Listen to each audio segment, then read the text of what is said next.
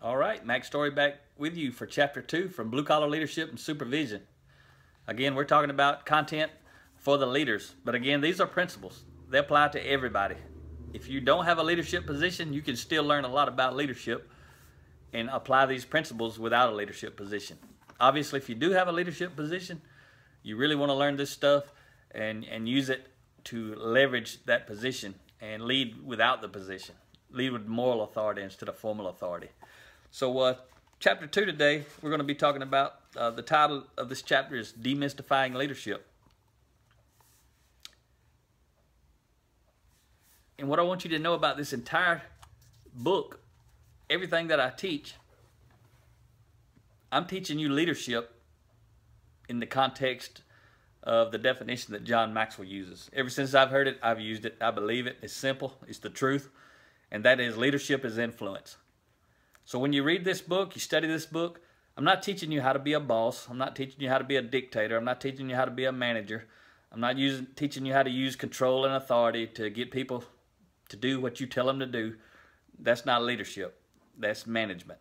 And there's a lot of semantics that goes on when you start talking about leadership. And leadership versus management is one of those things. People say we manage things and processes.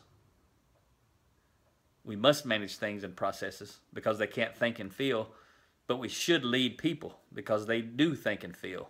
But it's real easy to manage people like an object when you have formal authority and control over those people. And those people don't have options.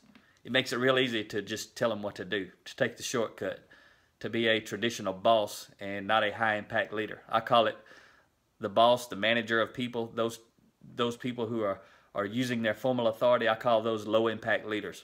Everything I'm talking about with you is about high-impact leadership.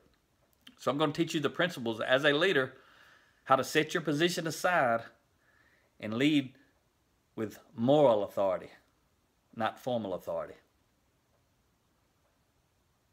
A lot of leaders don't like that. They say, oh, this stuff's soft. This is weak.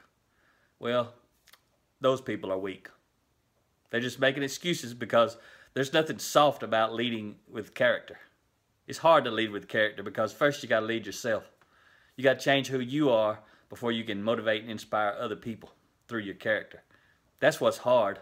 Leading with a title and a position when you control people's pay and their vacation and that sort of stuff, that's easy. Anybody can do that.